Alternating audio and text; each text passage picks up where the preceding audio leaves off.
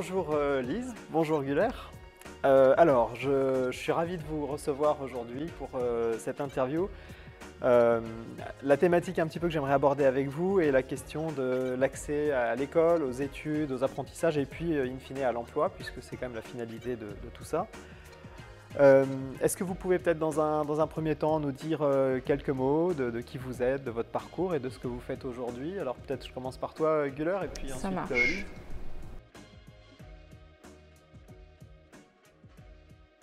Eh ben, je m'appelle Güler, j'ai 30 ans, je suis consultante en droits humains et en inclusion et en parallèle je suis élève avocate. J'ai réussi le concours du barreau il y a un peu plus d'1 an. Du coup maintenant j'ai entamé la formation finale du coup, pour aller jusqu'à la prestation de serment dans un peu plus d'1 an. Et avant ça j'ai fait des études de droit et de droit international et de résolution de conflits. Du coup, j'ai un intérêt pour les droits humains, mais aussi pour les relations internationales et autres. Sinon, j'aime beaucoup voyager et je suis malvoyante. Du coup, je le dis à la fin parce que pour moi, ce n'est pas quelque chose qui me définit. Mais comme on est là aujourd'hui pour parler de ce sujet-là un petit peu, donc je le précise.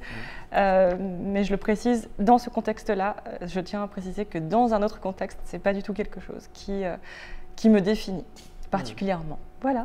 Et tu es accompagné d'un petit animal à 4 pattes. Voilà, et ça explique aussi la présence de Juke, qui est un gros bébé de 7 ans et qui est là. Et j'espère qu'il ne va pas trop faire de bêtises pendant la session d'aujourd'hui. Très bien, merci. Lise?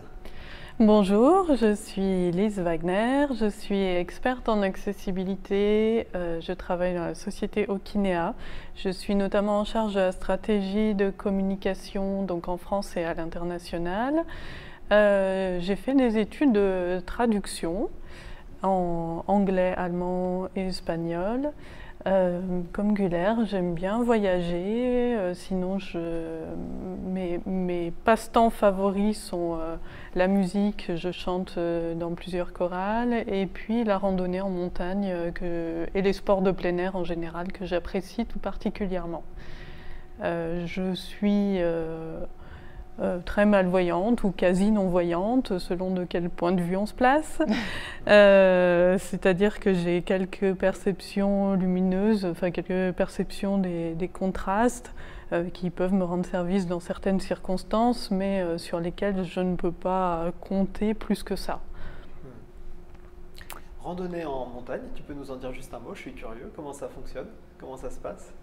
Alors évidemment, ça nécessite la présence d'un guide ou de plusieurs guides. En l'occurrence, je randonne avec une association qui s'appelle GTA Handicalp, qui a été créée il y a une douzaine d'années, je pense, maintenant, sur un projet qui était de faire la grande traversée des Alpes en emmenant des personnes non-voyantes. Donc le principe, c'est que les groupes sont composés toujours de 2/3 de personnes voyantes qui peuvent être éventuellement guides pour 1/3 de personnes déficientes visuelles, donc qui vont pouvoir se faire guider sur tout type de sentier. On est vraiment tout terrain, donc sur des chemins de montagne, y compris en haute montagne. D'ailleurs, on a déjà fait des glaciers, on a fait pas mal de choses assez engagées. Encordé donc j'imagine? Oui, ça arrive. Oui. Oui, bah, sur glacier, oui, forcément, encordé. On a fait aussi des séjours avec un peu d'escalade, donc là aussi c'est pareil, encordé, avec généralement cette fois la présence d'un guide professionnel. Et sinon, ce sont les accompagnateurs qui ont une formation qui ont une formation de la Fédération française de randonnée pédestre, FFRP, lecture de cartes, encadrement de groupe, enfin pour pouvoir assurer la sécurité du groupe, mais rien de plus qu'un club de randonnée classique en fait. Après le reste, ça se fait sur le tas. Quand il y a des nouveaux, on les forme au guidage et voilà, ça se fait vraiment tout naturellement. Merci. Alors, je vous propose peut-être qu'on aborde un petit peu les choses dans dans l'ordre chronologique. Par rapport à l'école, j'aurais bien aimé vous entendre un petit peu sur l'enfance et les apprentissages scolaires. Comment est-ce que s'est déroulé pour vous la scolarisation, petite scolarisation, puis ensuite plus grand, collège et lycée. Comment ça s'est passé pour les apprentissages qui se déroulent normalement à l'école? Est-ce qu'il y a eu des difficultés particulières dans ce cadre-là? Comment vous avez traversé ça? Peut-être Güler, je te donne la parole et puis ensuite Lise.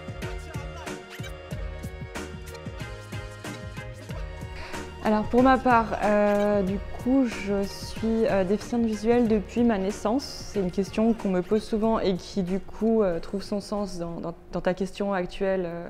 Voilà, donc je voyais un petit peu mieux quand j'étais enfant. J'arrivais à lire sur le tableau en étant pas trop loin. Mais je lisais pas non plus aussi rapidement que les autres, je pense.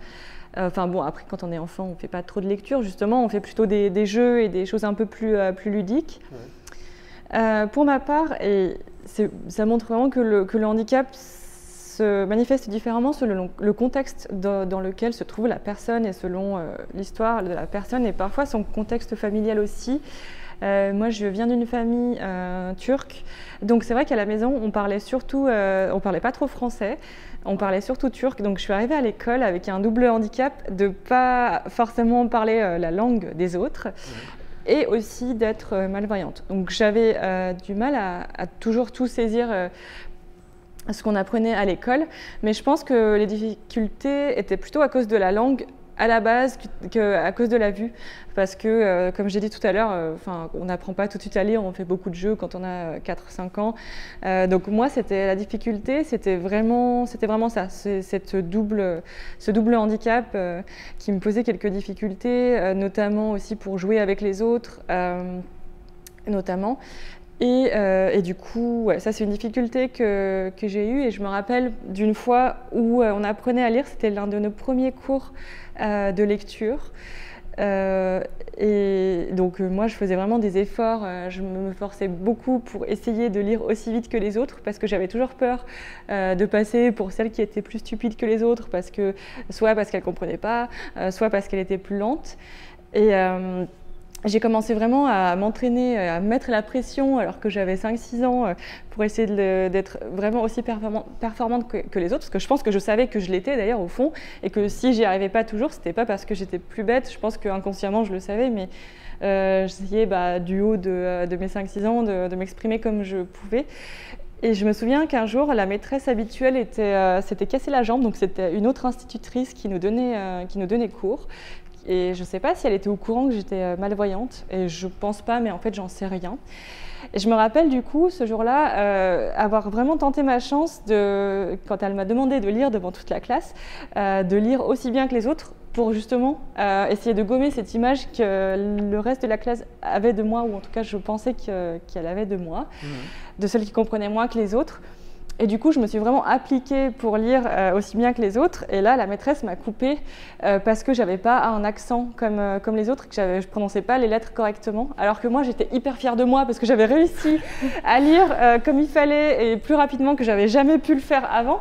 J'avais pas du tout de texte adapté, j'avais pas d'agrandi, j'avais rien. Donc je lisais sur des polices qui étaient comme celles des autres, alors que sûrement qu'en réalité, j'aurais eu besoin de quelque chose d'un peu plus gros, d'un peu plus contrasté, d'adapté à ma vue, mais j'avais rien de tout ça. Et moi, j'étais tellement fière à ce moment-là, je me souviens qu'elle m'a vraiment coupée, c'était comme un couperet qui s'abattait.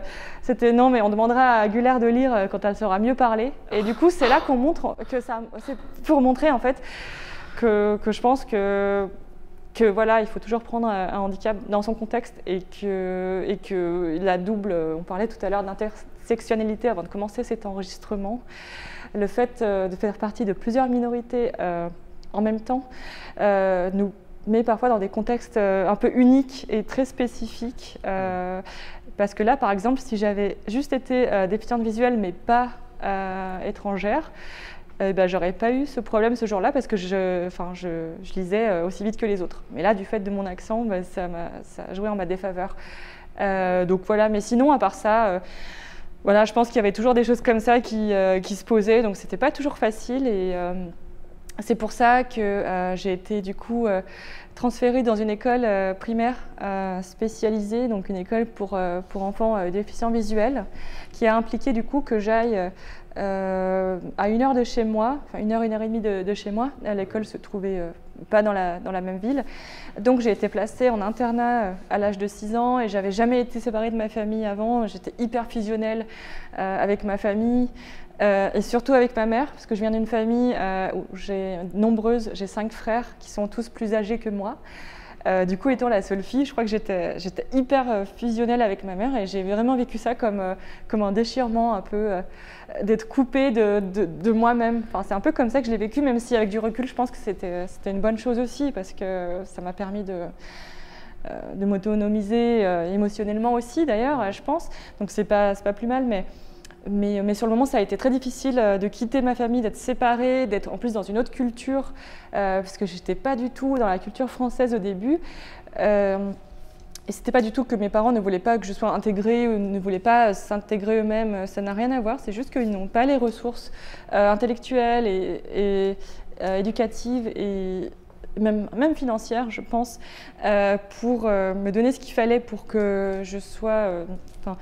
que je fasse partie de la norme, mais il n'y a pas du tout de la part de ma famille un refus d'intégrer la communauté française, pas du tout, au contraire, je pense qu'aujourd'hui je suis beaucoup plus intégrée que beaucoup de Français eux-mêmes.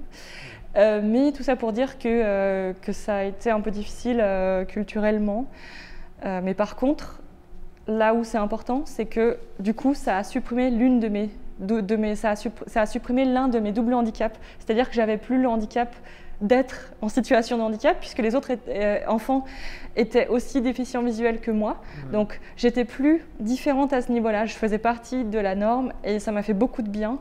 J'étais juste un petit peu différente encore parce que je parlais toujours pas très bien français, enfin beaucoup mieux qu'avant, mais pas encore assez bien, et il y avait toutes ces différences culturelles. Mais au moins ça a supprimé l'une de mes différences, et je crois que ça m'a permis d'avoir un ancrage dans un sentiment, d'appartenance à une certaine normalité qui m'a fait du bien, qui m'a un peu stabilisée émotionnellement et mentalement en tant qu'enfant. Ah oui. Et donc tu es restée dans cette école spécialisée jusqu'à quel âge? Jusqu'à longtemps, c'était presque le couvent en fait, finalement. Non, je suis restée dans cette école pratiquement une décennie. Mais c'était très bien. En fait, pour moi, c'était ma deuxième maison. Au début, ça a été vraiment violent, le changement. Mais par contre, quand j'ai fini par m'y habituer, pour moi, c'était chez moi. Je me sentais vraiment bien. Ça m'a permis d'avoir un accompagnement justement à l'aide aux devoirs et tout ça, que je n'avais pas forcément chez moi aussi. Et j'y suis restée jusqu'à la fin du collège. Et après, du coup, j'ai intégré un lycée classique en seconde. Mais j'étais toujours dans cet internat, mais peut-être qu'on y reviendra après. Voilà. Mais en tout cas, ouais, j'y suis restée une dizaine d'années jusqu'à la fin du collège dans cette école. D'accord. Et pour toi, Lise, alors le parcours scolaire s'est déroulé comment? Alors, pour moi, déjà, moi je vivais à la campagne. Ouais. Donc, il n'était pas question d'école spécialisée, en tout cas pas dans les premiers temps.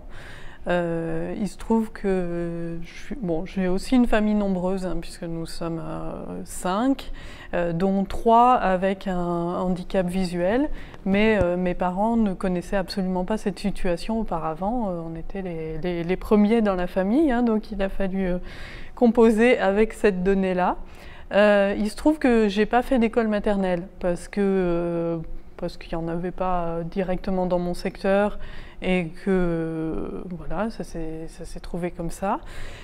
Donc je suis rentrée directement en primaire dans une classe unique, donc avec une instite qui gérait tous les niveaux du CP au CM2. Et c'est vrai que déjà, c'était sans doute une situation un petit peu lourde pour elle, mais accueillir une élève différente, c'était pas gagné. En tout cas, ça s'était jamais produit dans sa carrière et je crois qu'elle ne le voyait pas d'un très bon œil. Du coup, c'est vrai qu'au départ, j'ai commencé à l'essai. J'ai fait un trimestre à l'essai alors que je devais avoir 5 ans, enfin tout juste 5 ans. J'ai fait un trimestre à l'essai pour voir comment ça se passait. Et finalement, elle a trouvé que ça se passait suffisamment bien. Alors certes, j'avais des difficultés de lecture, mais bon, d'une part, je voyais mieux qu'aujourd'hui. Et en plus, moi, mon type de vision, ça se caractérise par avant tout une perte du champ visuel. Donc j'avais quand même une petite acuité visuelle centrale qui me permettait de lire à condition que ce ne soit pas écrit trop petit et quand même que ce soit suffisamment contrasté. Et finalement, dans les petites classes, ce qu'il y a de bien, c'est que c'est jamais écrit trop petit. Ça s'est gâté après. Mais pour le coup, l'apprentissage de la lecture, c'est pas trop mal passé parce que les livres étaient quand même écrits suffisamment gros. Donc j'ai pas de souvenir de difficultés particulières pour l'apprentissage de la lecture. Par contre, l'apprentissage de l'écriture, ça a été un petit peu plus compliqué parce que je ne voyais pas les lignes sur les cahiers. Donc, et puis c'est vrai qu'on avait assez peu de ressources. C'était une époque lointaine où il n'y avait pas d'internet, donc pas possibilité de se renseigner facilement pour mes parents. Et c'est vrai que ma mère a passé des après-midi entiers à tracer les lignes au stylo sur les cahiers pour que je puisse les voir. Alors que c'est vrai qu'aujourd'hui, on aurait tout simplement commandé des cahiers avec des lignes contrastées. Mais voilà, donc pour que je puisse voir les lignes et apprendre les gestes d'écriture. Après, j'ai toujours eu une écriture assez maladroite parce que malgré tout, voilà, j'avais pas de vue d'ensemble, j'avais pas de vision des détails non plus. Mais voilà, ça s'est passé comme ça et finalement donc j'ai été suivie par la même instite du CP au CM2. En CP, ça s'est tellement bien passé que j'ai sauté une classe, donc voilà, ça m'a fait gagner 1 an. Et après, voilà, certains apprentissages étaient évidemment beaucoup plus compliqués. C'était notamment tout ce qui était géographie, parce que je voyais très mal les couleurs. Donc les leçons de géographie, je me souviens que j'écoutais, mais après j'étais incapable, il fallait replacer des étiquettes avec les noms de lieux sur la carte de France par exemple. Alors je me rappelais bien que la maîtresse avait dit les montagnes c'est marron, donc quand je voyais un truc marron, je me disais, j'avais retenu que les Alpes c'était des montagnes, donc je voyais du marron, je mettais l'étiquette Alpes. Ça pouvait bien tomber, mais c'était pas garanti, loin de là. Et bon, je vais pas l'accabler, hein, il y a prescription, mais il se trouve que mon instite, elle faisait pas forcément preuve de compréhension, et plutôt que d'essayer de faire en sorte que j'acquière les notions de géographie, j'ai été punie pour ne pas avoir bien écouté la leçon ou bien restitué les connaissances.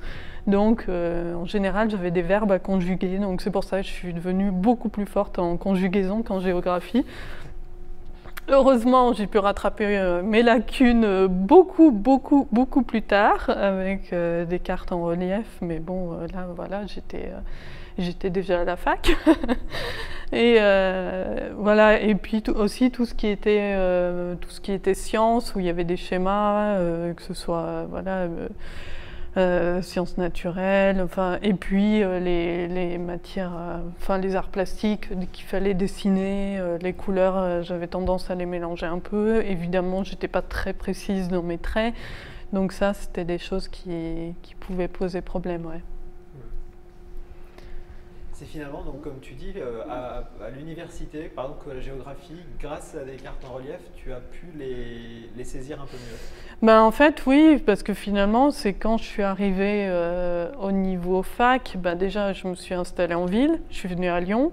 Donc, c'est là où j'ai eu pour la première fois contact avec des associations spécialisées pour déficients visuels. Et où j'ai su qu'il existait des cartes en relief voilà, que j'ai pu apprendre. Alors avant quand même, sans avoir accès aux cartes, j'avais quand même enregistré un certain nombre de choses, hein. Par exemple, voilà, les pays frontaliers de la France, enfin, je savais quand même un certain nombre de choses.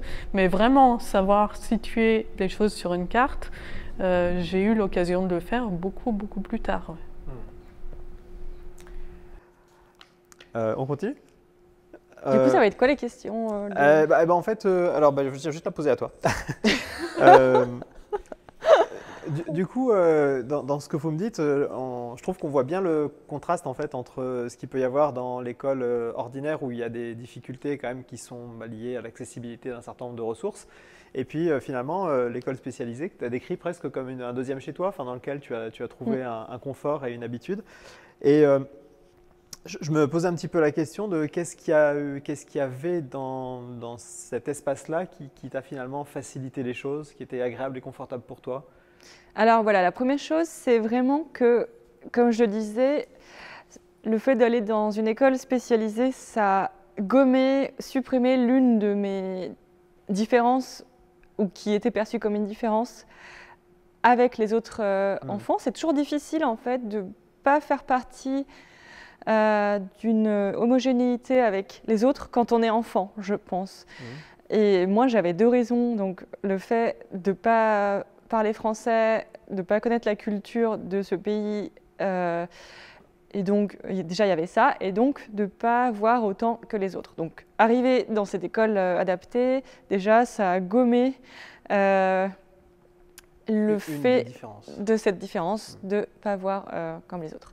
Ensuite, le fait que les instituts connaissaient le braille, connaissaient tous les outils dont on pouvait avoir besoin, c'était très facilitant parce que c'était pas à nous d'arriver avec des solutions. De toute façon, quand on a 5-6 ans, c'est pas évident.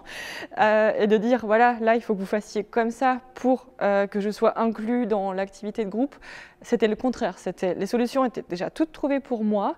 J'avais juste à venir en cours, à me concentrer sur ce qu'on faisait, à bien travailler, à avoir des bonnes notes, à faire mes devoirs le soir. J'avais tout ce qu'il fallait.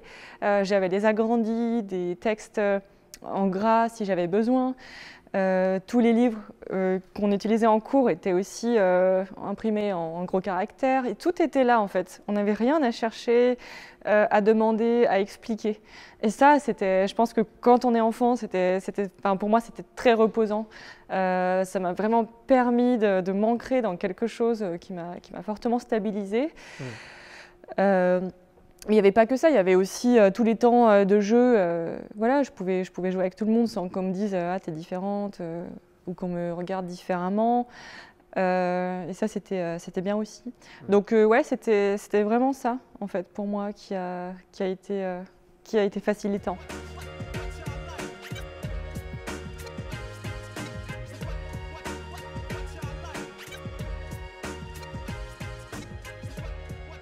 Et Lise, je ne sais pas si, on entend beaucoup parler d'école inclusive. Et j'aurais bien aimé un peu avoir votre retour à toutes les deux, peut-être toi Lise en premier aussi, mais comment vous voyez la chose? Est-ce que ça vous semble être quelque chose de finalement simple, ou est-ce que finalement l'école inclusive c'est un idéal théorique, mais dans la réalité c'est quelque chose qui est peut-être difficile à atteindre? Moi, je crois que Guler l'a très bien dit, c'est qu'en étant dans une école spécialisée, ça a gommé sa différence. Et finalement, elle s'est retrouvée comme un poisson dans l'eau. Alors que c'est vrai que moi, je ne regrette pas d'être passée par le milieu ordinaire parce que ça m'a apporté certainement d'autres choses. Bien sûr, on a une capacité d'adaptation à toute épreuve, ce genre de choses. Mais par contre, c'est vrai que c'était difficile d'être un peu toujours le vilain petit canard. Et en effet, dans la cour de récréation, de ne pas toujours pouvoir jouer avec les autres parce que les jeux n'étaient pas adaptés pour moi, de me sentir toujours différente. Et en général, quand on se sent différent, on se sent différent en moins, on ne se sent pas différent en plus. Donc l'école inclusive, tout dépend de la définition qu'on donne de l'inclusion. C'est-à-dire que si l'inclusion, c'est gommer toutes les différences et faire comme si elles n'existaient pas et les mettre tout le monde dans le même sac et voir comment ça se débrouille, ça, je ne pense pas que ce soit une bonne solution.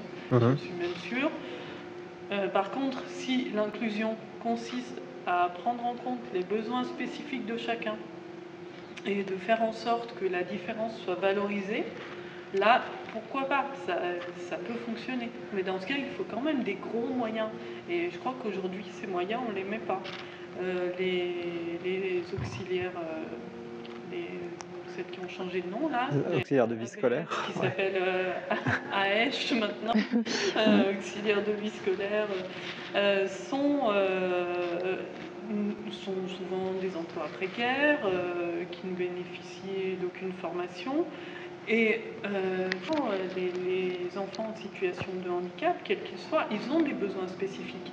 Et je crois que pour le handicap visuel, et surtout un handicap visuel sévère, les besoins spécifiques, ils sont énormes. Et un enfant qui apprend à lire en braille, s'il n'a pas toutes ses heures de lecture en braille, il va, je pense, accumuler des lacunes qui vont être difficiles à rattraper par la suite. Donc moi je suis d'accord pour que tous les enfants aillent à l'école à côté de chez eux. Mais déjà en ville où il y a énormément de ressources, c'est pas forcément simple. Mais alors si ils sont dans un lieu plus isolé, comme moi je l'étais, parce que clairement, moi j'ai grandi dans les Hautes-Alpes, il n'y avait absolument aucune association et aucun service d'aide à l'intégration jusqu'à ce que j'arrive au niveau lycée. Je pense pas que ce soit bien possible, quoi. Enfin, ça me paraît vraiment compliqué. Et toi, Güler, tu en penses quoi Alors, je suis ravie de pouvoir répondre à ça. Alors, je viens d'expliquer que pour moi, l'école adaptée a été une bouffée d'oxygène. Donc, on pourrait s'attendre à ce que je dise que du coup, c'est plutôt une bonne chose et que l'école inclusive, c'est pas forcément une bonne solution. Mais alors, à contrario, c'est pas du tout ce que je voudrais dire. Je pense qu'il faut que les enfants aient le choix de l'école adaptée ou de l'école classique. Ça, c'est dans un temps intermédiaire. Mais je pense qu'à terme, pour moi, c'est un droit minimal pour un enfant que de pouvoir choisir l'école dans laquelle il veut aller. Et là, il faut faire la différence entre l'inclusion et l'intégration. Parce que si c'est une école qui parle d'intégration, ça ne marchera pas. Si c'est une école qui parle d'inclusion, là, ça devient intéressant. L'intégration, c'est d'accepter un enfant dans une école, un enfant en situation de handicap dans une école, l'accepter sans problème, le laisser s'inscrire, aller à tous les cours, mais pas forcément proposer d'aménagement et d'adaptation, pas forcément préparer les instituts à accueillir cet enfant-là. Cet enfant-là et ces enfants-là, parce qu'en fait, au final, handicap ou pas, tous les enfants ont des besoins spécifiques. Et je pense que c'est ça que la société inclusive essaye de valoriser.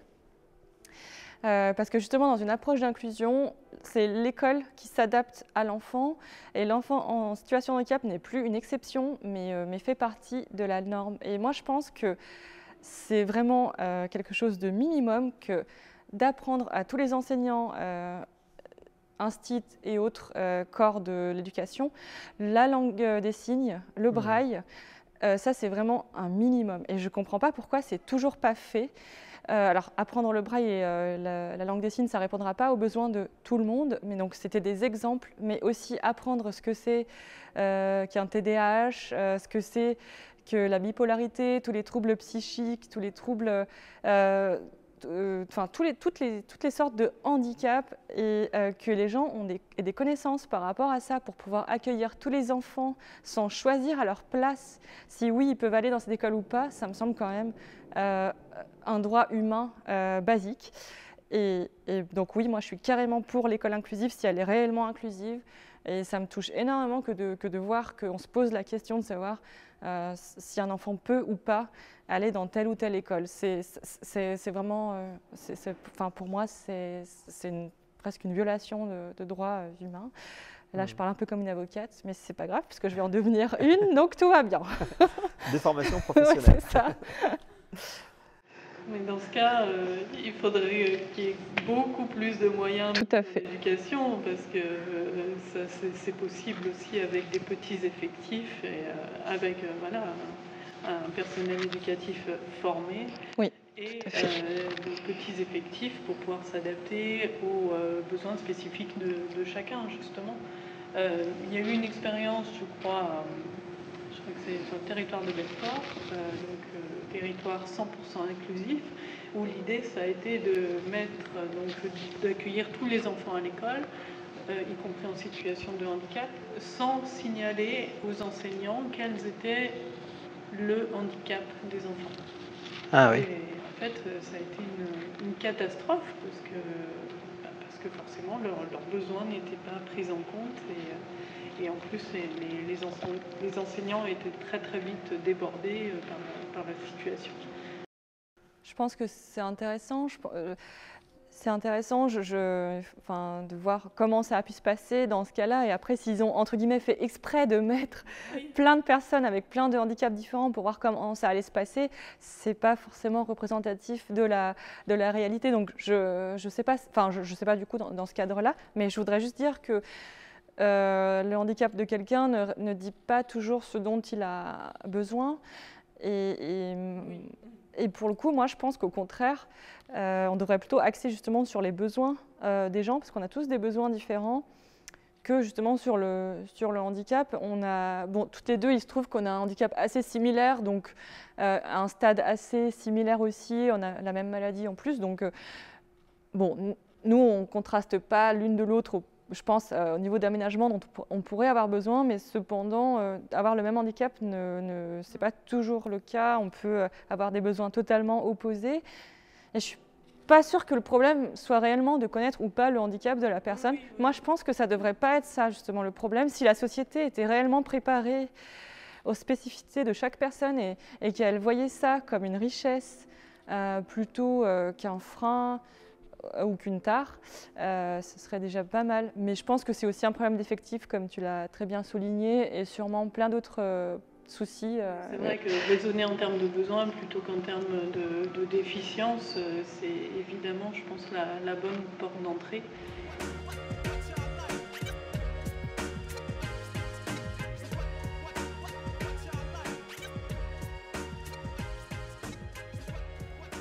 Et en parlant de vos parcours, je me suis posé une question.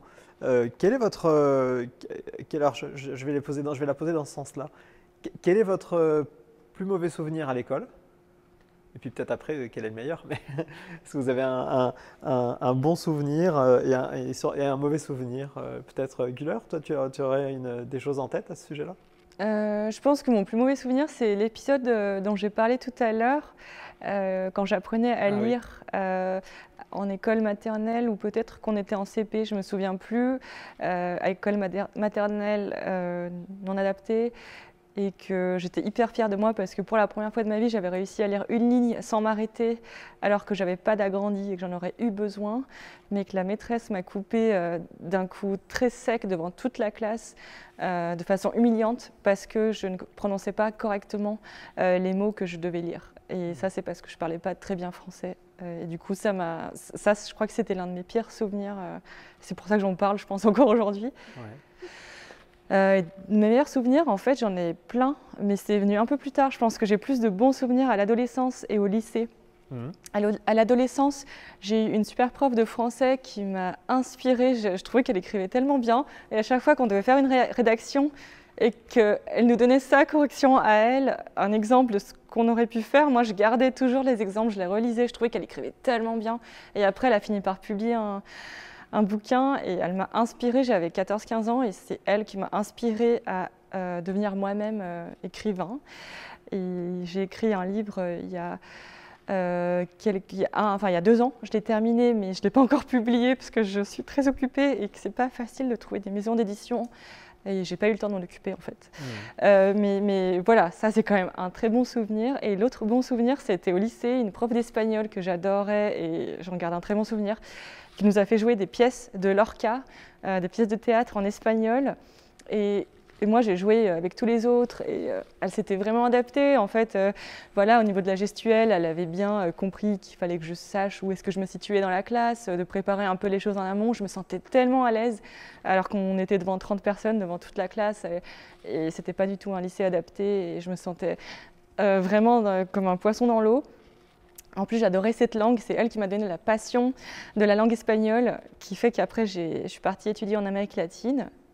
Et après, on a correspondu un petit peu par lettre après mes études au lycée quand j'ai eu le bac. Et elle m'a dit que c'était les plus beaux souvenirs de sa carrière d'enseignante, que quand elle m'avait vu jouer Lorca devant toute la classe. Et j'ai trouvé que c'était trop bien.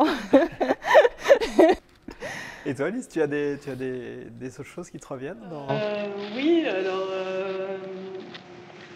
je pense que mon plus mauvais souvenir, c'était à l'école primaire. Donc, comme je l'ai dit un peu, c'est vrai que j'avais pas d'adaptation particulière. Et un jour, on travaillait sur les échelles. Et donc, l'exercice, c'était de mesurer un trajet sur une carte routière et donc de le multiplier à l'échelle pour savoir quelle distance ça représentait en réalité.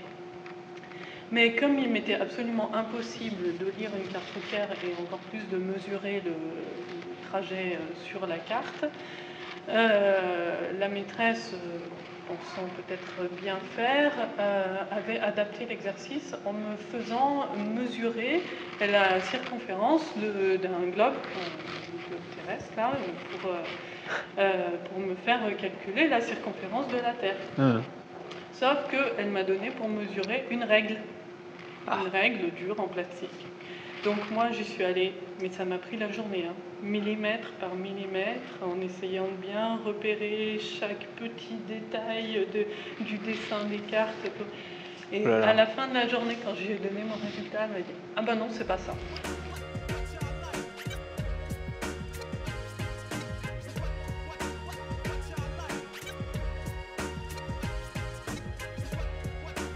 Jo, couche-toi, allez. Alors, l'université, c'est souvent une rupture dans le parcours de vie, c'est parfois un changement de ville, un logement autonome, etc. Alors, je voulais savoir un petit peu pour vous comment s'est déroulée cette étape-là, qui est une étape quand même importante dans la vie. Savoir voilà, comment s'est passé ce changement et puis ensuite vous entendre aussi un petit peu sur l'université, le rapport que vous avez eu à ce nouvel environnement. Peut-être toi, Güler, tu peux nous donner déjà ton expérience par rapport à ça? Moi, ça a été un énorme changement dans ma vie, l'université, mais pas forcément à partir du jour où j'y suis entrée formellement, mais bien avant. Et ça, c'est important. Quand on est en situation de handicap, on doit toujours anticiper les choses. Et moi, j'ai essayé de le faire au maximum, mais c'est pas facile quand on est en terminale et c'est l'année où on doit passer le bac, donc c'est déjà un peu stressant.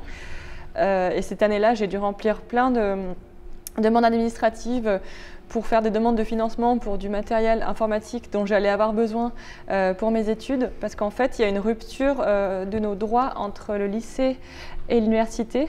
Au lycée, tous les appareils dont on pourrait avoir besoin sont financés par l'Éducation nationale. Et à l'université, c'est financé par les MDPH. Donc, ce n'est pas du tout les mêmes démarches administratives et la MDPH, c'est beaucoup plus lourd. Donc, j'ai commencé à remplir tout ça bien avant d'aller à l'université, bien avant de passer mon bac. Et j'ai l'impression que ça a rendu mon expérience différente de celle des autres jeunes de mon âge qui n'avaient pas besoin de penser à tout ça. J'ai aussi fait des démarches pour trouver un logement universitaire. Donc là, j'ai essayé d'en trouver un pas trop loin de l'université. Bon, j'en ai trouvé un, j'étais pas tout proche finalement, mais bon, ça allait quand même. Ça aurait pu être pire, dans une résidence universitaire. Et là encore, j'ai fait beaucoup de repérage, c'est-à-dire les semaines avant d'entrer à l'université, je me suis rendue sur les lieux pour repérer où se trouvaient les bâtiments, les salles dont j'allais avoir besoin, pour pouvoir me débrouiller toute seule. Et l'idée, c'était d'arriver le jour J et d'être déjà familière avec mon environnement. Parce que contrairement à quelqu'un qui voit, je ne peux pas le faire en regardant des cartes, des plans et autres, même si tous les gens à l'université nous distribuent plein de documents, des guides, des cartes et autres. Pour nous, ce n'est pas très utile. Et je voulais vraiment alléger tout ce qui pouvait l'être avant d'arriver. Et ça a aussi, pour moi, inclus la démarche pour obtenir mon premier chien guide, donc qui n'était pas Jouk, c'était un autre chien, noir, avec des poils longs. Donc pas comme Jouk, que j'ai eu, donc c'était un labrador croisé Bouvier Bernois, un gros chien magnifique, j'ai choisi volontairement ce moment-là pour faire ma demande de chien guide. C'était la première fois. Parce que justement, je pense que ça m'a beaucoup aidé à repérer justement les lieux. Donc dans l'université, dans la ville, autour de mon studio, parce qu'il ne fallait pas juste aller à l'université, mais aussi me débrouiller avec tout ce qui était faire les courses, les démarches administratives, avoir des loisirs aussi. Moi, j'adore le sport, je suis très sportive. J'aime bien la course à pied notamment et d'autres sports aussi. Je fais aussi de la rando comme Lise, du vélo en tandem et plein d'autres choses. Donc je voulais continuer ce genre de choses. J'ai commencé aussi à faire du bénévolat dans une association en donnant des cours de braille à des personnes qui étaient en train de perdre progressivement la vue. Je voulais vraiment avoir une vie d'étudiante mais équilibrée avec plein de choses à côté. Et donc le fait d'avoir un chien, ça a facilité tout cet apprentissage et ce changement, et ça m'a permis aussi de rencontrer des gens plus facilement lors de mon arrivée à la fac, parce que je trouve que quand on a un handicap visuel, retrouver des gens dans les amphis de 500 personnes, c'est hyper compliqué. En fait, c'est hyper compliqué de se faire des amis, parce que des gens qui voient, si ils commencent à se rapprocher de quelqu'un, et ben, le lendemain, au prochain cours, ils vont revoir la personne, ils vont la repérer et naturellement aller s'asseoir à côté d'elle ou aller lui parler ou se mettre avec dans les travaux de groupe. Et moi, je ne peux pas faire ce travail de repérage visuel des gens qui m'entourent. Et quand on est dans un amphi, je trouve que ça, c'est vraiment compliqué. Et franchement, ça, pour moi, ça a été un grand problème. De manière générale, mais à d'autres égards, ça a été aussi génial d'avoir un chien, parce que du coup, les amis que je me faisais, déjà, je me les faisais un peu plus facilement, parce que le chien, ça facilite les relations sociales, tout simplement parce que les gens, s'ils ne connaissent pas ce que c'est que le handicap, ils connaissent ce que c'est qu'un chien, et les humains ont tendance à se rapprocher toujours de ce qu'ils connaissent. Et c'est pour ça qu'avoir un chien guide, souvent les personnes déficientes visuelles disent que ça facilite les rapports avec les autres. Et donc c'est vrai, je pense que c'est pour cette raison-là.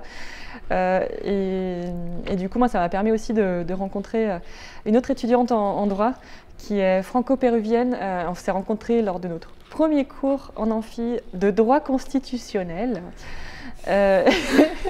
Voilà.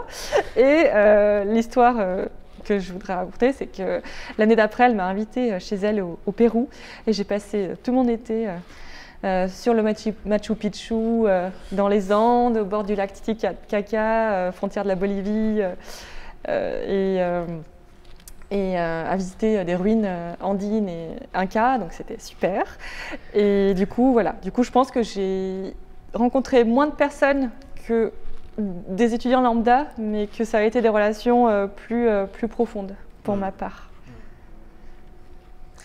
Et pour toi, Lise, alors cet atterrissage à l'université, comment… Moi, ça a été une sacrée rupture, parce que non seulement c'était le passage du lycée à l'université, mais c'était aussi le passage de ma campagne à la grande ville. Donc j'avais choisi de venir faire mes études à Lyon, alors qu'en principe, je dépendais plutôt de l'académie d'Aix-Marseille, mais j'avais de la famille à Lyon, et donc ça me semblait plus facile justement pour les aspects logistiques. Parce que c'est vrai que, alors moi, contrairement à Guller, je n'ai pas beaucoup anticipé ma rentrée à l'université. Je me disais que tout allait bien se passer, et parfois je pêche par excès d'optimisme. En tout cas, moi, c'est parce que je suis une stressée de la vie, et je te rassure, c'est pas forcément mieux. Hein. Je préfère comme toi, je pense. Et en fait, j'avais vraiment un grand désir d'autonomie. Et j'avais demandé une chambre en résidence universitaire, parce que justement, voilà, j'avais envie d'avoir une vie étudiante, et puis de plonger dans la grande vie, quoi. Et en réalité, ma demande a été refusée. Enfin, elle a été acceptée, mais bien trop tard. Ce qui fait qu'entre-temps, on avait recherché un appartement avec ma sœur, puisque en fait ma sœur et moi, on a passé le bac la même année. Et donc, on s'est retrouvés à aller en fac la même année. Donc on a pris un appartement ensemble avec un autre colocataire et je pense que c'était assez rassurant pour mes parents de savoir qu'on allait être toutes les deux et que du coup ma sœur allait pouvoir gérer finalement les aspects de la vie quotidienne. Sauf que bon, je pense que pour elle, ça a été assez lourd aussi, puisque la rupture, elle l'a connue aussi. Hein. Elle n'avait pas la situation de handicap en plus, mais par contre, le passage à la ville, le passage à l'université, elle n'avait pas forcément envie de s'occuper de sa petite sœur plus que ça. Donc, bon, elle a assuré quand même un minimum, mais je pense que c'était pas très confortable ni pour l'une ni pour l'autre. Et en tout cas, moi, ça a retardé un peu ma prise d'autonomie, puisque je sentais que mon entourage était assez anxieux à l'idée que je fasse les trajets seule. Donc en général, voilà, il y avait toujours quelqu'un qui allait m'accompagner à la fac. Après, sur place, il se trouve que j'avais une amie du lycée qui faisait les mêmes études que moi. Donc on s'était retrouvés et c'est vrai que ça a beaucoup facilité mon intégration à la fac de la première année. Je rejoins Güler sur le fait que c'est pas forcément évident de se faire des amis quand on est en amphi et quand, ben oui, d'un jour sur l'autre, on ne sait pas reconnaître les personnes. Bon, malgré tout, voilà, j'ai eu assez vite mon petit cercle d'amis. Ça se passait plutôt bien de ce côté-là. J'avais un prof qui était très branché, qui était le responsable de la filière, qui était très très branché informatique et qui, du coup, moi, je ne connaissais absolument pas l'existence de la mission handicap, je ne savais absolument pas qu'il existait des adaptations particulières. Et lui s'était arrangé, en fait, pour que j'ai tous mes sujets d'examen sous format voilà, informatique, et puis qu'il me laissait son bureau le temps des examens pour que je puisse composer sur son ordinateur. Donc c'était assez idéal comme... Enfin, en tout cas, voilà, ça s'est très bien passé grâce à ça les 2 premières années. Même si, ben, évidemment, il y a des cours qui étaient plus compliqués que d'autres. Je me rappelle d'une prof d'allemand qui nous a remis en début d'année un dossier qui devait faire au moins 200 pages, qu'elle avait en plus photocopié en réduisant pour faire des économies de papier.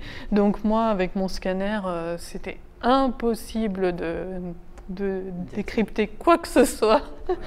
Donc j'ai beaucoup improvisé, mais je crois que de toute façon, tout au long de ma scolarité, le maître mot, ça reste l'adaptation, l'improvisation, voilà, faire avec les moyens du bord, faire beaucoup avec peu. Voilà. Mais finalement, oui, mon entrée à la fac, c'est plutôt après que ça s'est un petit peu corsé, justement, quand j'ai réellement pris mon autonomie dans la vie quotidienne, puisque j'ai décidé de partir donc, pour la 3e année en Allemagne. Ouais. Et là, par contre, voilà, j'ai été confrontée directement à mon manque d'autonomie et à toutes mes lacunes dans la gestion de la vie quotidienne. Comment ça s'est passé ? Bah, du coup, là aussi, hein, je suis partie voilà, sans me soucier de rien. Je me suis dit tout ira bien. Et en plus, la responsable de l'échange m'avait certifié que j'aurais une personne sur place pour m'aider, pour m'accompagner, pour faire mes repérages. Et en fait, quand je suis arrivée là-bas, on avait bien une étudiante qui était tutrice, donc une étudiante allemande qui était tutrice pour tout le groupe des étudiants français. Donc, enfin, mon groupe, on était, je ne sais plus exactement, 6 ou 8. Et en fait, mais elle avait quelques heures par semaine à nous consacrer à toutes, pas plus. Enfin, je dis toutes parce que oui, je crois qu'on n'était que des filles. Et en fait, bah là, très vite, je me suis rendu compte que les déplacements toute seule, c'était compliqué. que mes copines de fac, sur lesquelles je comptais un petit peu, elles étaient aussi confrontées à un tas de difficultés, de se retrouver dans un pays étranger, donc elles ne maîtrisaient pas totalement la langue, avec des formalités administratives, donc elles n'avaient pas du tout envie de s'occuper de moi non plus, ce qui est bien compréhensible. Et voilà, et moi je me suis retrouvée, j'avais pas beaucoup d'autonomie non plus, ni dans mes déplacements, ni pour faire mes courses, préparer mes repas. Donc j'ai été aidée, il y a heureusement des personnes qui ont eu un peu pitié de moi, dont notamment la secrétaire de la fac de langue qui m'a beaucoup aidée et qui a cherché des solutions justement. Mais même au niveau adaptation purement, enfin de documents, adaptation pédagogique, j'ai fait un gros retour en arrière quand je suis arrivée en Allemagne, parce que autant quand j'étais à Lyon, j'avais justement ce prof qui avait mis en place pas mal de choses pour que j'ai accès à mes examens sur informatique, tout ça. Quand je suis arrivée en Allemagne, j'ai dû reprendre des agrandis, alors que j'étais passée quasiment exclusivement au braille à partir de mon entrée à l'université. En fait, j'ai commencé à apprendre le braille quand j'étais en seconde. Et j'ai utilisé de manière mixte le braille et l'agrandi quand j'étais au lycée. Et quand je suis passée en fac, je suis passée exclusivement en braille informatique en l'occurrence, mais exclusivement en braille. Quand je suis arrivée en Allemagne, il y a beaucoup de choses que je n'avais plus et ouais, ça a été assez compliqué. Enfin, je me suis retrouvée justement à faire des retours en arrière. Il a fallu m'envoyer du matériel de France, ce qui a occasionné des coûts très importants. Ça a été une année vraiment compliquée. Vraiment difficile, ouais. Ouais, vraiment difficile. J'ai été confrontée vraiment à mes propres limites. Sans avoir d'aide très organisée. Moi, il y avait l'équivalent un peu de la mission handicap et je me souviens que le gars qui s'en occupait m'a dit « Mais pourquoi vous n'êtes pas allé à l'université de Marbourg ?» Alors là, je lui ai dit tout simplement parce que ma fac fait un échange avec l'université de Bielefeld et c'est pour ça que je suis là. Et en fait, il m'a dit non, mais là-bas, c'est beaucoup plus adapté pour les déficients visuels. J'ai dit oui, mais en l'occurrence, c'est ici que je suis et pas là-bas. Donc, il va falloir trouver des solutions. Et d'ailleurs, c'est la première fois qu'on m'a parlé de la technique de guide. Parce que c'est vrai que n'étant pas du tout passée par l'école spécialisée, j'ai pas eu de cours de locomotion, j'ai pas eu de cours, ce qu'on appelle AVJ, activité de la vie journalière.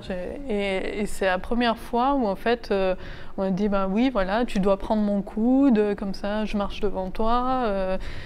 Donc la technique de guide, c'est là que j'ai découvert ça. Moi je savais que j'étais plus à l'aise quand je tenais le bras de la personne qui me guidait plutôt que quand c'est elle qui me tenait le bras et qui me poussait en avant. Mais par contre, je ne savais absolument pas qu'il existait une technique particulière, bien codifiée, et j'ai découvert ça à cette occasion. Ouais. Et puis oui, après, j'étais en colocation avec des étudiants étrangers, une russe, une espagnole, une italienne, une russe en plus qui était là déjà depuis quelques temps, donc elle m'a beaucoup aidée. On allait faire les courses ensemble, on cuisinait ensemble. Voilà, ça a vraiment été une bénédiction pour moi de tomber sur elle.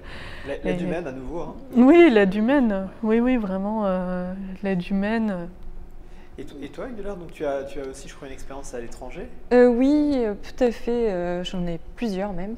Mais moi, j'ai également fait une année en Erasmus à Barcelone lors de ma 3e année de licence. Alors, pour replacer un petit peu les choses dans leur contexte, quand je suis entrée en licence de droit, j'ai choisi de la faire à Lyon 2 parce que Lyon 2 proposait une double licence, c'est-à-dire droit et avec une langue où on aurait des cours de droit dans cette langue. Moi, j'ai choisi espagnol. Je pense encore une fois sous l'influence positive de la super prof que j'avais au lycée dont j'ai parlé tout à l'heure, mais également parce que je trouve très cruel qu'en France, à 18-19 ans, on attende de nous de savoir ce qu'on veut faire pour le reste de notre vie. C'était pas du tout mon cas et je sais toujours pas, j'ai 30 ans actuellement, je sais toujours pas ce que je veux faire de ma vie, mais c'est pas grave. Je suis élève avocate, mais je sais toujours pas. Et du coup, c'est pour ça que j'ai choisi du coup cette licence qui allait s'effectuer la moitié en France, enfin les 2 tiers en France et l'autre partie en Espagne. Donc je suis partie en 3e année à Barcelone et là encore une fois, comme je suis une stressée de la vie, psychorigide, non je plaisante, j'ai voulu tout anticiper. Sauf que là on ne peut pas trop anticiper autant que quand on reste dans le même pays, parce que je ne pouvais pas aller faire des petites séances de repérage, voir où se trouvait telle ou telle chose.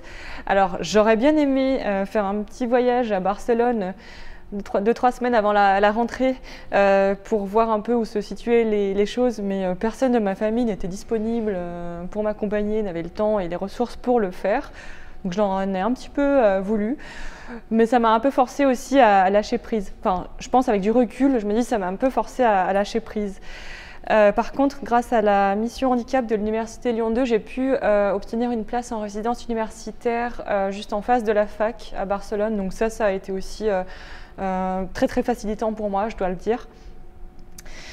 Et par contre aussi, pour le programme Erasmus, et ça je trouve c'est formidable, franchement c'est super. Et je ne dis pas ça parce que je suis actuellement consultante pour Erasmus, mais c'est parce que c'est vrai. C'est parce que le programme Erasmus rémunère, et je ne sais pas si c'est encore le cas aujourd'hui, mais je suis certaine que oui en fait, 2 voyages, 2 accompagnateurs pour un étudiant handicapé qui va dans un autre pays, donc finance le voyage de 2 personnes pour accompagner cette personne, pour l'aider à s'installer, à repérer et à préparer les choses. Donc moi, l'une de ces personnes, ça a été une personne de ma famille du coup, qui a fait le voyage avec moi la première fois à Barcelone. On est parti de Lyon à Barcelone en voiture avec toutes mes affaires et mon chien. Et donc c'était mon frère, du coup, il est resté quelques jours à Barcelone avec moi, donc tout frais payé. Donc pour lui, c'était cool. Après, il a été très très utile, il m'a beaucoup aidé pour repérer les lieux, apprendre à aller à l'université, voir où se situait la banque, faire les démarches administratives premières.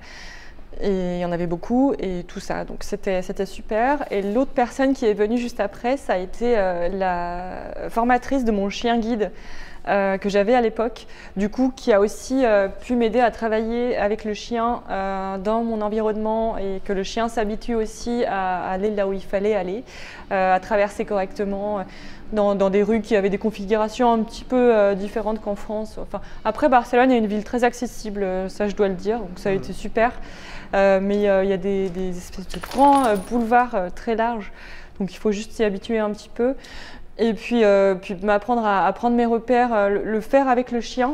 Donc ça a été super aussi. Donc franchement, je pense que pour le coup, autant ça m'a forcé à lâcher prise, mais autant je trouve que le programme Erasmus quand même propose pas mal d'aménagements pour les jeunes étudiants en situation de handicap. Et donc moi j'ai fait mon année à Barcelone, ça s'est très bien passé. C'est vrai qu'après je vivais en résidence universitaire. J'étais la seule étrangère, encore une fois, et tout le monde parlait non pas espagnol, mais catalan à la résidence. Alors ça, c'était encore une autre aventure, mais c'était super parce que du coup, j'ai appris espagnol et j'ai appris catalan aussi un petit peu. Et du coup, ça, c'était cool.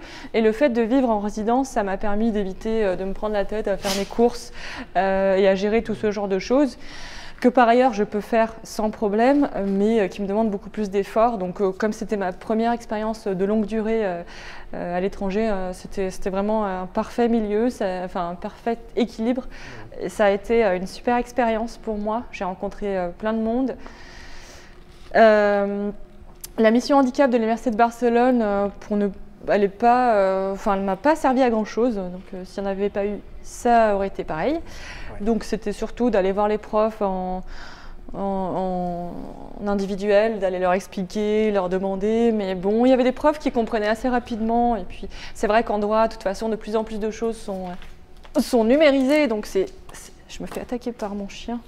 petit peu des câlins qui sont numérisés, donc ça allait. J'avais des outils aussi informatiques, donc j'arrivais à me débrouiller assez par rapport à ça, mais avec d'autres profs, par contre, c'était beaucoup plus difficile. Il n'y avait pas d'adaptation.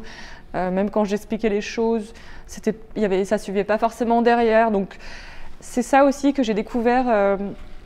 Pour moi, je pense que quand on est en situation de handicap, et pour moi, ça c'est important, notre capacité à être bon ou à exceller dans une matière ne dépend pas forcément de notre intellect, mais aussi du niveau d'investissement personnel de chaque enseignant.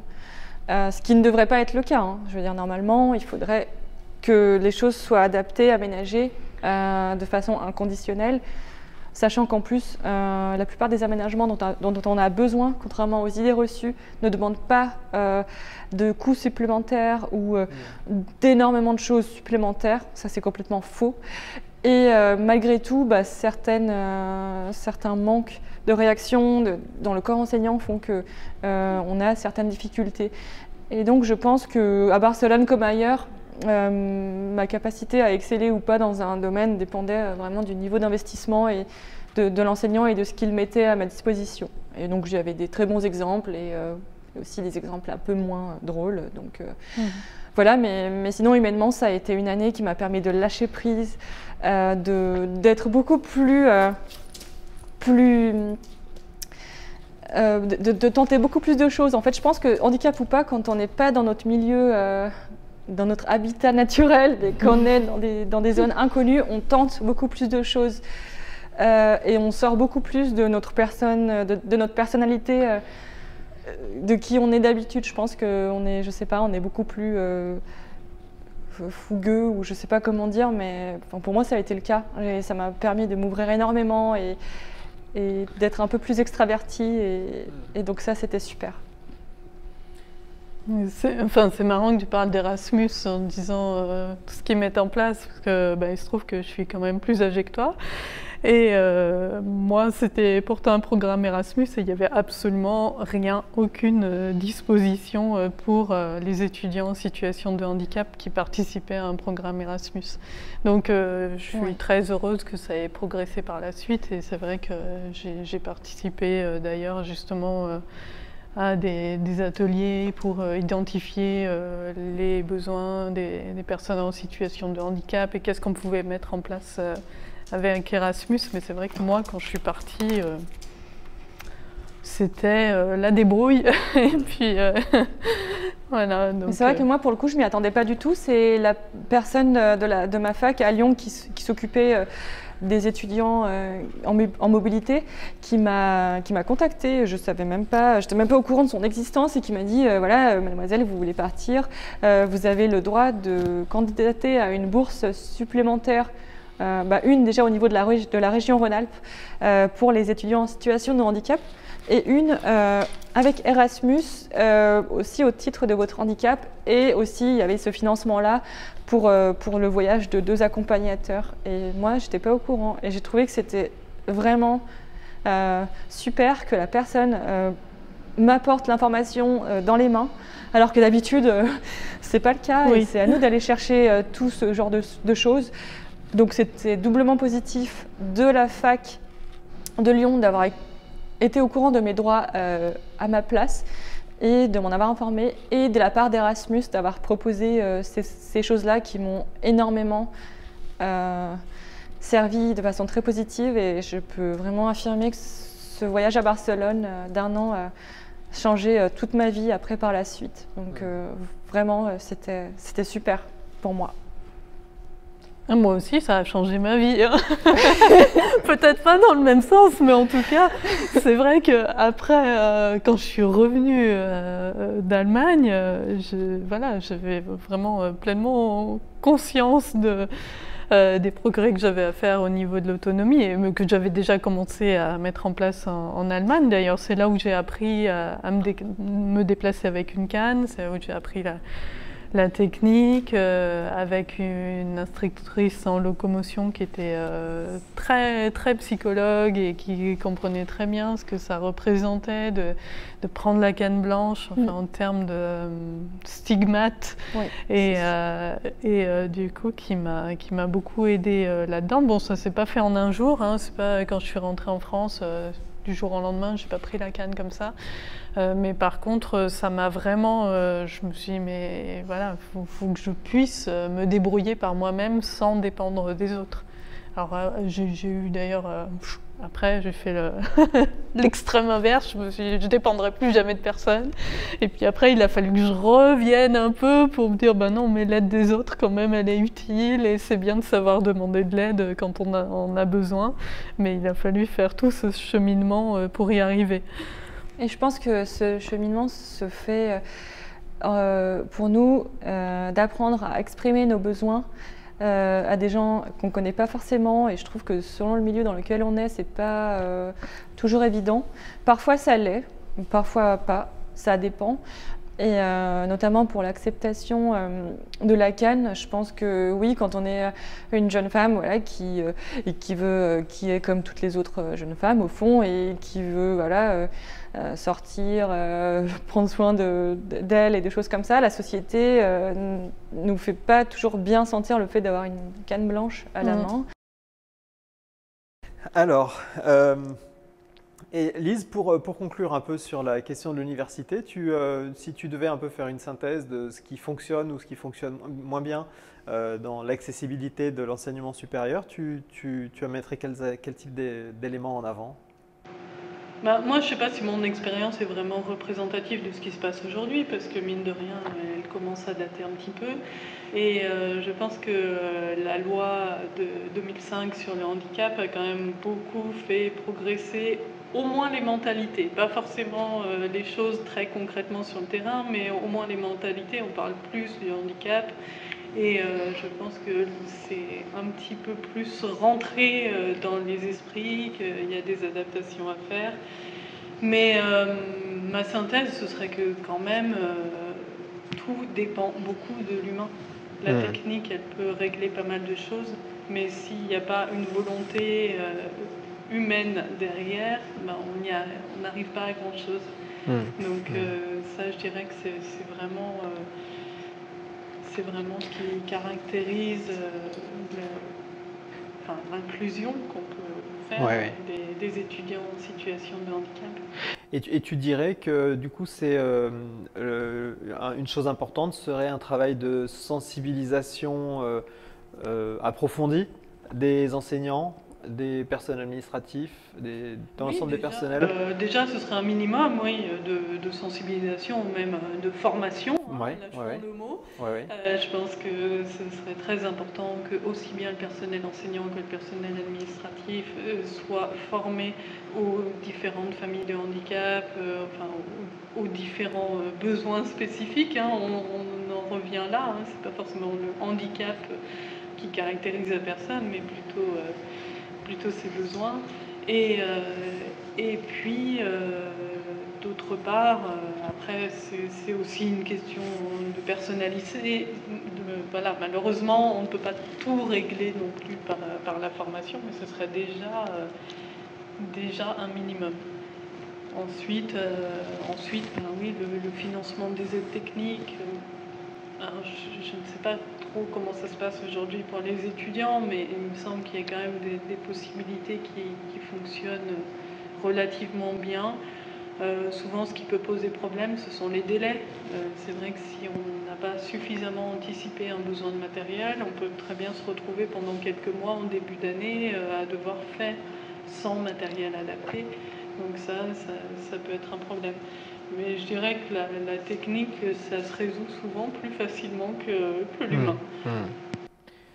Et toi, Güler, tu as moi, je rejoins tout ça. Les lourdeurs administratives au sein de l'université, elles sont indescriptibles. Du coup, je ne vais pas y revenir parce que sinon, on est encore là ce soir.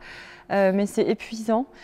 Les calendriers des MDPH ne sont pas du tout adaptés au calendrier universitaire. Donc, quand on sort de l'université pour faire les démarches hors de l'université pour avoir notre nos matériels. Les attentes sont très longues. Il faut compter, je ne sais pas, un an et demi pour avoir un financement pour du matériel. Donc si en attendant, on doit passer des examens, aller en cours, préparer un concours, s'inscrire à un doctorat, on attend, on ne peut pas, on fait avec les moyens du bord et c'est très compliqué. Et ça nous crée un préjudice énorme dans notre vie. D'ailleurs, je pense que c'est en partie pour ça qu'il y a aussi beaucoup de jeunes en situation de handicap qui finissent leurs études beaucoup plus tard que les autres. Enfin, l'une de ces raisons-là, c'est ça. Donc voilà, il y a vraiment les démarches avec les MDPH pour la demande de matériel qui ne sont pas du tout adaptées aux besoins des étudiants. Pareil, si on veut faire un stage et qu'on le trouve au dernier moment, parce qu'on sait tous que c'est compliqué de trouver des stages quand on fait des études, s'il faut attendre 1 an et demi pour demander du matériel, on fait comment? Le stage, il commence dans 2 semaines. Voilà, comment ça se passe? En fait, c'est toutes ces questions-là qui ont un impact énorme sur notre parcours. Et c'est aussi les comportements des enseignants qui continuent de considérer qu'un étudiant handicap est une exception et non pas une norme. Or, moi, je ne suis pas une exception. Donc, voilà. Et je remarque, ça c'est important, qu'avec la pandémie actuelle, voilà, il y a beaucoup d'enseignements qui se font en ligne. Et moi, actuellement, je suis à l'école du barreau et je le vois tous les jours. Quand les profs donnent leurs cours à travers Zoom ou Teams ou ce que vous voulez, ils s'arrêtent toutes les 5 minutes pour s'enquérir, demander aux étudiants « Est-ce que vous m'entendez bien? Est-ce que vous me voyez bien ?» Parfois, il y a des problèmes de réseau, on n'entend pas bien. Ou alors, l'autre jour, on voyait pas les autres ne voyaient pas le PowerPoint parce que le grand écran ne marchait pas. Il y avait un problème informatique qui s'était posé. Et le prof était plein d'empathie et rassurait les étudiants en leur disant « Ne vous inquiétez pas, c'est pas grave si vous n'avez pas le PowerPoint, je vous l'enverrai ou de toute façon il n'est pas indispensable pour mon enseignement. » Après, il s'arrêtait encore 5 minutes après pour savoir encore si les étudiants voyaient bien, entendaient bien. Et cette empathie-là, en fait, je pense que quand on est en situation de handicap, on n'y a pas le droit. Et ça, je ne sais pas pourquoi. Moi, j'ai rarement eu cette empathie. Je ne parle pas de la pandémie, hein, je parle de toutes mes études, d'avoir des enseignants qui prenaient cette peine-là de savoir si tout se passait bien, ou alors ils le faisaient tous les 6 mois, histoire de le faire, mais voilà. Et alors que quand il y a des soucis qui se posent avec les autres étudiants, qui sont considérés comme la norme, l'empathie de l'enseignant est là de façon naturelle, de façon répétée, récurrente et continue. Et pas pour nous. Et ça, c'est quelque chose que je trouve un peu dommage. Et je trouve que voilà, quand on est en situation de handicap, on n'a pas toujours le droit à cette empathie qui pourtant ne demande pas grand-chose et qui changerait bien la donne.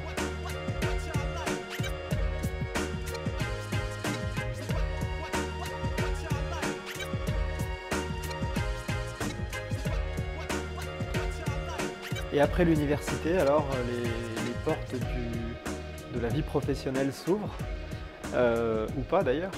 C'est ça, ou pas. Et comment ça s'est passé pour vous? Comment vous diriez que la transition vers le monde du travail, de l'emploi, de la vie professionnelle s'est ouvert?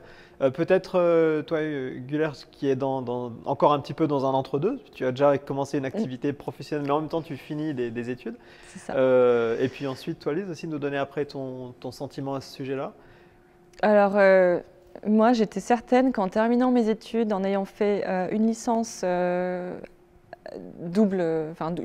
j'étais certaine qu'en ayant fait une licence en France et en Espagne, en ayant enchaîné avec un master en droit international à Genève, en ayant fait des super stages à l'ONU, en ayant fait un autre master en résolution de conflits à l'Université des Nations Unies au Costa Rica, en ayant travaillé 1 an au Proche-Orient, bon, c'était une expérience de volontariat, mais c'était pour moi du travail. Je pensais qu'en ayant fait tout ça, j'allais trouver un boulot hyper facilement, genre en claquant des doigts. J'étais certaine de ça et je ne m'inquiétais pas. Alors moi qui est toujours une stressée de la vie, qui me demande ce qui va arriver après, là j'étais certaine que j'allais trouver du boulot tout de suite. J'avais fait des super stages dans des super organisations internationales, j'avais un CV de malade qu'aucun autre étudiant de mon âge n'avait. Et en fait, eh ben, j'ai pas trouvé de boulot. Du coup, c'était la grosse déception, mais voilà, je pense que la réalité s'est vite imposée à moi.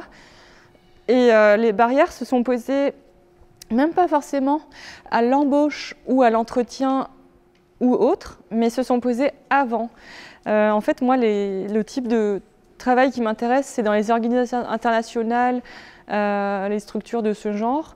Et les démarches pour candidater, déjà, sont tellement lourdes. Il faut passer par des plateformes en ligne, faire des CV d'une telle façon, parce que si c'est pas présenté comme ça, ça va pas.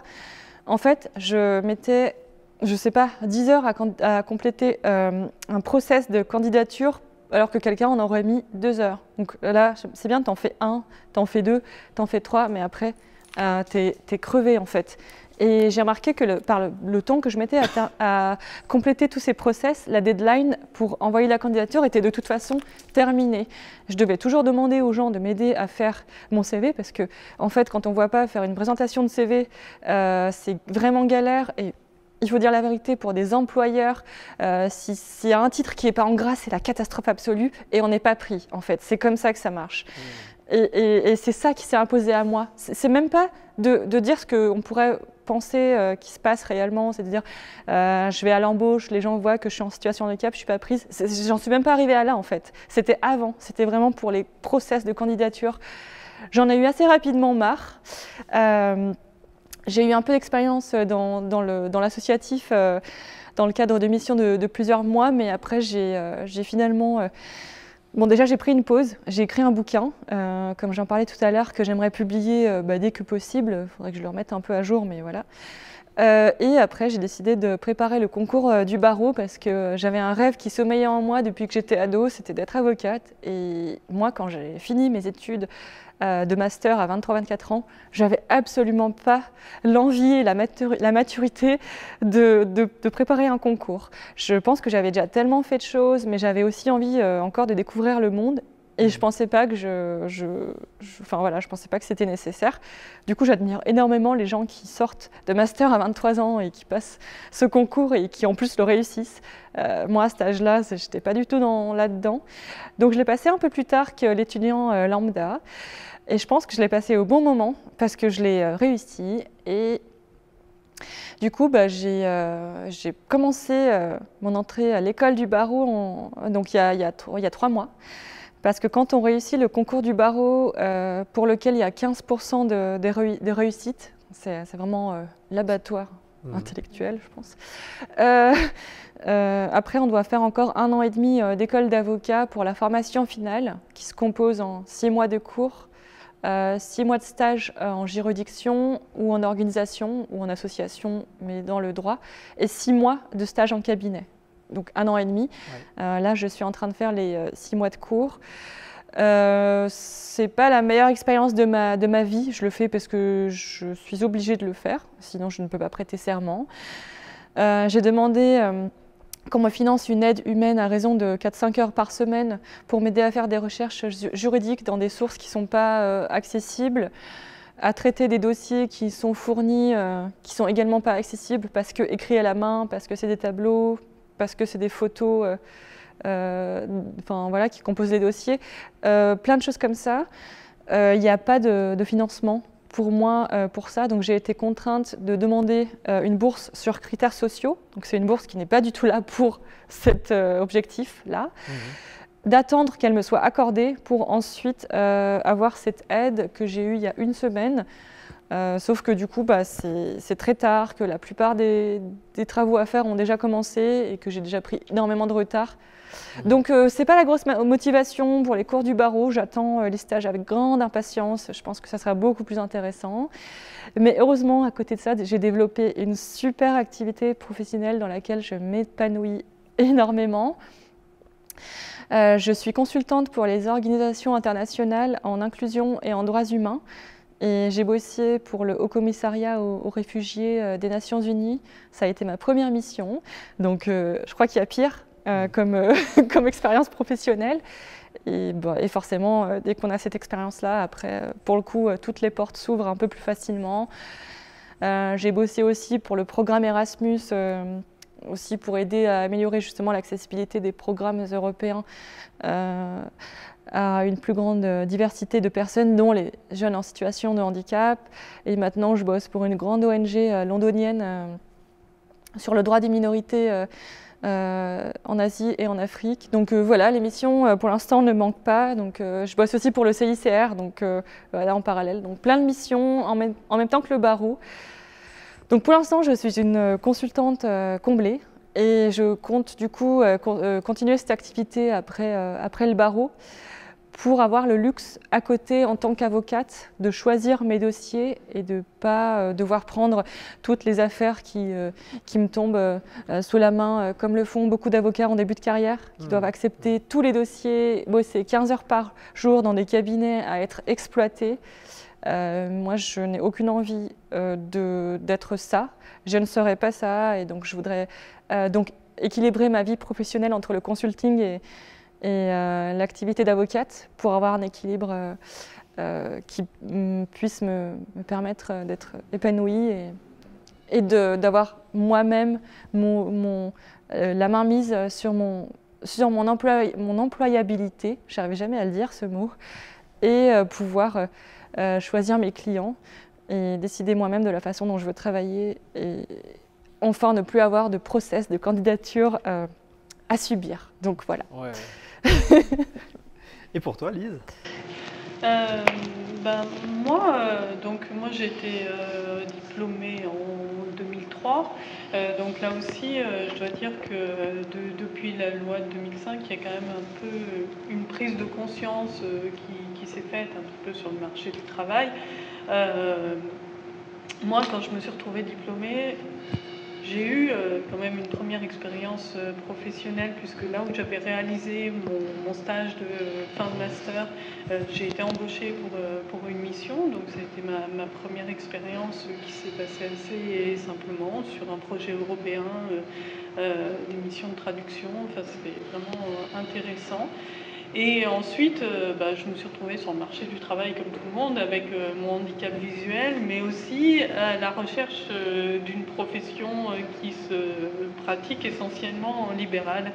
Et moi, je ne me sentais absolument pas préparée à me lancer seule à mon compte.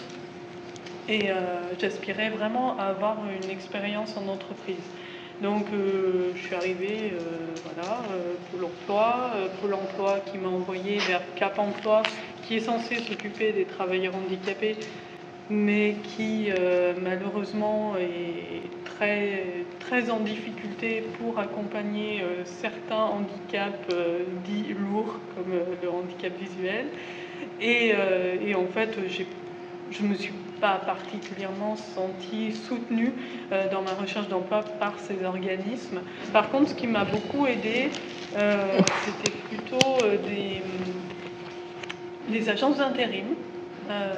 C'est vrai que le fait de me présenter dans des agences d'intérim, de me présenter, d'échanger justement avec des gens qui connaissaient bien le marché de l'emploi, qui pouvaient m'orienter vers différentes pistes, ça m'a bien aidée. Il y avait une association aussi qui s'occupait des jeunes diplômés, qui avait une mission handicap, et avec qui j'ai fait pas mal d'ateliers pour savoir se présenter en entretien, faire son CV, faire sa lettre de motivation. Donc ça aussi, c'était un accompagnement vraiment bénéfique. Et puis, j'ai eu quand même des petits contrats par-ci, par-là. Heureusement, j'avais réussi à me faire financer du matériel par la GFIP, donc qui est l'organisme collecteur des amendes en fait, que les entreprises payent si elles n'embauchent pas leur quota de travailleurs handicapés, qui normalement ne finance que des aménagements de postes dans les entreprises. Moi, j'avais réussi à me faire financer du matériel en argumentant que pour être opérationnel sur des missions d'intérim, il fallait que j'ai mon propre matériel. Donc j'ai réussi à faire quelques missions en intérim, tout ça, mais c'était pas la joie. En parallèle, je me suis beaucoup investie dans le secteur associatif autour du handicap visuel et tout particulièrement de l'accessibilité.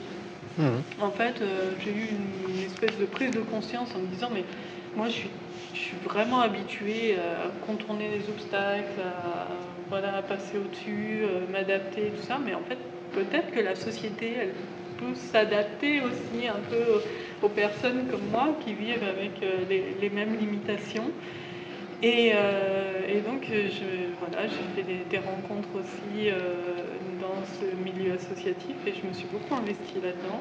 En parallèle, j'ai trouvé mon premier CDI, mais qui ne correspondait absolument pas à mes aspirations professionnelle. J'ai été embauchée au service client d'un grand magasin de bricolage.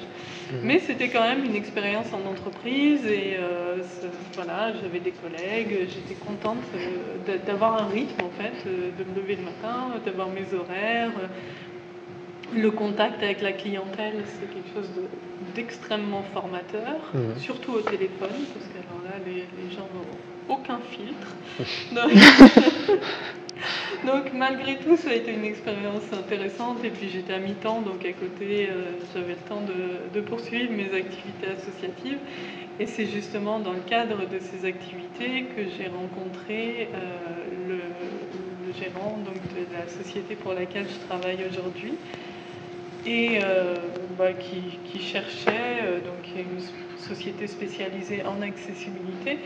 Et lui, son idée, c'était de faire rentrer justement une personne en situation de handicap visuel pour être sûr que les solutions développées correspondent vraiment aux besoins de ce public-là.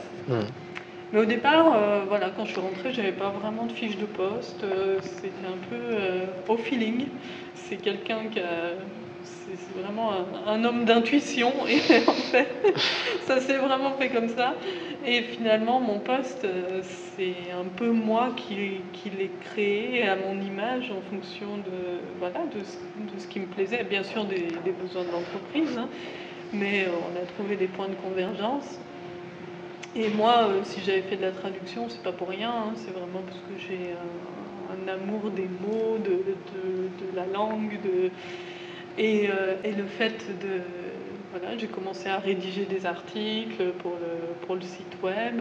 Bon, en parallèle, je faisais des renseignements aux clients, je faisais un peu de gestion de projet, je vérifiais aussi les commandes de signalétique en braille. Enfin bon, je faisais plein de choses différentes. Je rédigeais des messages sonores aussi pour les équipements de signalétique sonore.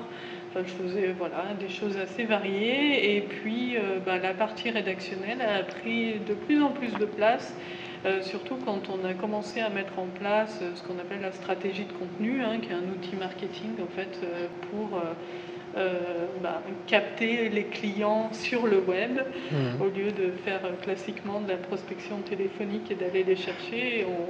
On les appâte par du contenu web. Et en fait, je me suis vraiment formée à ça. Et puis, comme on a aussi une activité à l'international, on a dupliqué cette stratégie de contenu en anglais. Et là, pour le coup, voilà, je retrouve aussi mes premières amours et notamment ma formation initiale. Après, tout ce qui concerne l'accessibilité, la réglementation, je me suis vraiment formée sur le tas. D'abord par mon activité associative et puis par la suite, oui, à force de faire de la veille, de rédiger. C'est vrai que j'ai vraiment acquis une expertise sur l'accessibilité, enfin sur la réglementation, les usages, aussi bien au niveau de la voirie, des transports, du cadre bâti et du numérique. Donc aujourd'hui, c'est vrai que j'ai un poste très complet et assez clé dans l'entreprise en fait, parce que j'ai justement toutes ces connaissances et je participe aussi au projet de développement de nouvelles solutions, de nouveaux produits. Et en fait, c'est vraiment une expérience très riche. Je ne pensais pas du tout en arriver là. En fait, même d'ailleurs, jeune adulte, je voulais surtout m'éloigner au maximum du milieu du handicap. Hein. C'était vraiment un rejet. Et en réalité, aujourd'hui, enfin, d'une part, je trouve que moi qui n'ai jamais été en école spécialisée, qui n'ai jamais connu d'autres enfants déficients visuels à part mes frères, et qui me suis toujours sentie différente, quand j'étais enfant. Et ben finalement, maintenant que je suis adulte, de me retrouver par moments avec d'autres déficients visuels, je trouve que voilà, on lâche les valises, on se permet de dire tout le mal qu'on pense des gens qui sont maladroits dans la rue et, et ça nous soulage beaucoup. Qui nous attrape le bras pour nous aider. Qui nous attrape les épaules sur un passage sans nous parler, comme si on était un vulgaire objet. Voilà. Donc c'est vrai qu'aujourd'hui, dans mon entourage, j'ai des personnes déficientes visuelles, mais comme beaucoup de personnes voyantes, hein, parce que je fais bien sûr beaucoup d'activités où je ne me pose pas la question de savoir si ça va être adapté pour moi ou pas. Et puis mon emploi, il se trouve que dans mon entreprise, je suis la seule personne déficiente visuelle. Alors certes, je travaille dans le domaine de l'accessibilité, je parle de handicap et d'accessibilité à longueur de temps, mais par contre, je suis entourée de voyants. C'est pas toujours simple, hein. Ils ont beau être un minimum sensibilisés, il faut quand même que je rappelle régulièrement quels sont mes besoins, et notamment en matière d'accessibilité des documents, des outils collaboratifs, des outils de messagerie interne. Voilà, messagerie interne, mes collègues passent leur temps à s'échanger des photos. C'est rare que j'ai droit à des descriptions, donc de temps en temps je râle, mais comme je ne veux pas râler tout le temps non plus, enfin quand je râle, c'est toujours avec une petite pointe d'humour quand même, parce que je trouve que ça passe mieux. Mais voilà, ça reste un combat quand même. Enfin, je crois que notre vie est un combat. Des fois j'aimerais bien me dire que, allez c'est bon, maintenant je peux arrêter de faire des efforts, mais je crois qu'on ne nous laisse pas trop le choix. Mais si je peux juste ajouter quelque chose d'important, oui, c'est pas le fait de vivre un handicap, c'est pas le fait de vivre avec un handicap qui est le combat. Le combat, c'est de faire en sorte que la société soit inclusive. Si la société était inclusive, ce serait très facile de vivre avec un handicap. Voilà. Le combat, c'est de rendre la société inclusive, d'essayer de faire les choses quand tout nous pousse à ne pas le faire. Donc c'est l'environnement dans lequel on est qui nous force à combattre et pas le handicap par définition en fait. Voilà.